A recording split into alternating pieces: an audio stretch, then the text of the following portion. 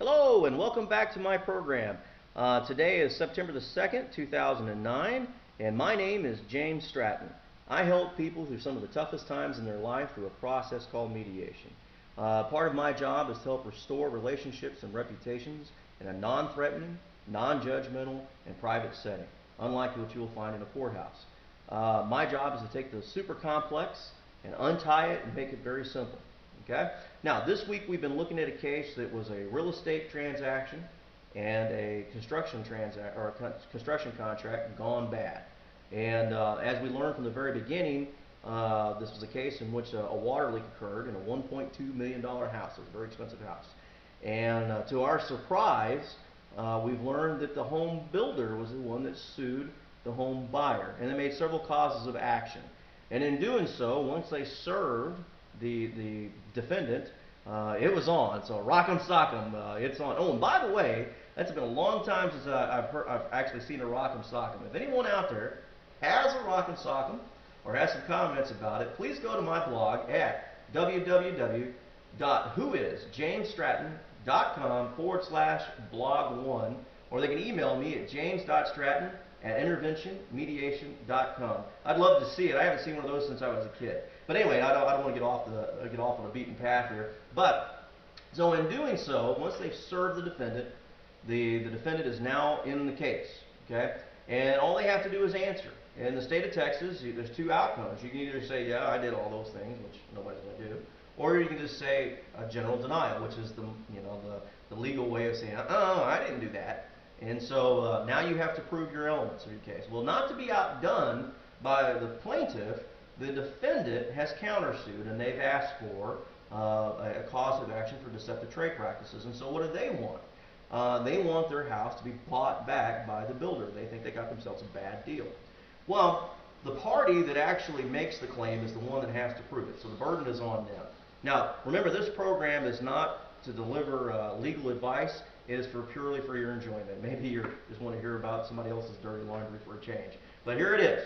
The defendant in this case only has to defeat an element of each one of the causes of action of the plaintiff, and they made many.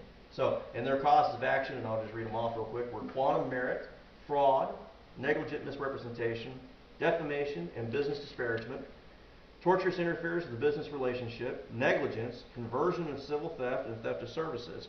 And without having to go through each and every one of these elements, because it'll take a while, we're kind of short on time on this, the general rule of thumb is that there had to be some type of, for example, in quantum merit, there has to be a valuable service that was rendered, and that service was rendered to the defendant, of which the defendant used or enjoyed, and the defendant knew that the plaintiff wanted to be paid.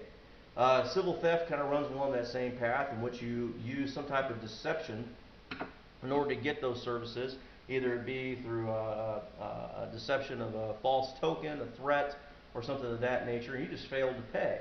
So they're kind of covering both ends on that. You have fraud in this as well, and there's 9 elements with that. And without going all into it, basically it is that you've made a false statement, that the other party relied upon that false statement, and you knew it was false, and they relied upon it to their detriment, and that the third part, or the party that relied on the statement, could not have known about the falsity, so therefore they couldn't shield themselves. All right. Let me see if I can get this camera adjusted here to where we get some light on the subject. Now, here we go. And negligent misrepresentation is kind of along that same line, where basically you've made a false statement. Okay, now we have torturous interference with the business relationship that they've said. Now, if you remember yesterday, I kind of smirked about that one, because what that implies is that there is a third party who's tried to come between you and another party that just doesn't belong there. So let's give those elements here. That there's an existence of a contractual or beneficial business relationship between two parties. Knowledge of that relationship is by a third party, and the intent of that third party is to induce a party to breach the relationship. Lack of any privilege on that part of the third party to induce such a breach, and the party that the breach was made served damages. So basically, that would be in case, let's say for instance, you have a legitimate contract with a person to perform a service, and another person convinces you to breach that contract in order to go with them. That's more along with what that's all about. Negligence is a duty of care. There's a breach of that duty. There's a factual causation that connects them, and a legal causation or remoteness with the connection. and there's damages. Conversion or civil theft is kind of along the same line as we've been talking about earlier with the theft of services, in which there was a right of possession by the plaintiff. The defendant deprives them of that right to their own benefit, and the plaintiff, of course, suffers damages as a result of it.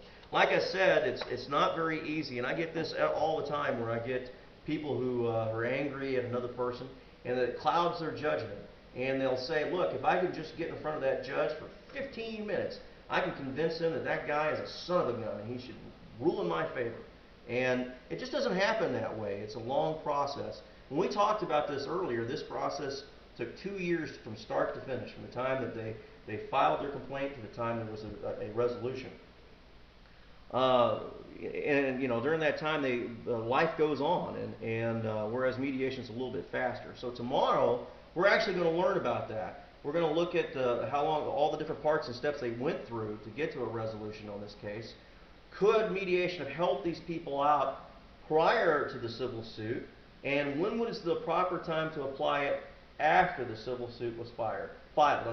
And that's what this will be back. I hope to see you tomorrow, and we'll go over this. Come on back and enjoy it. It's a lot of fun.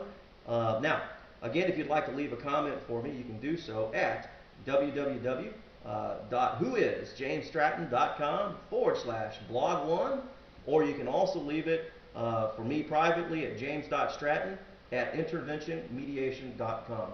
I respond to both of those personally, but the second one is more private.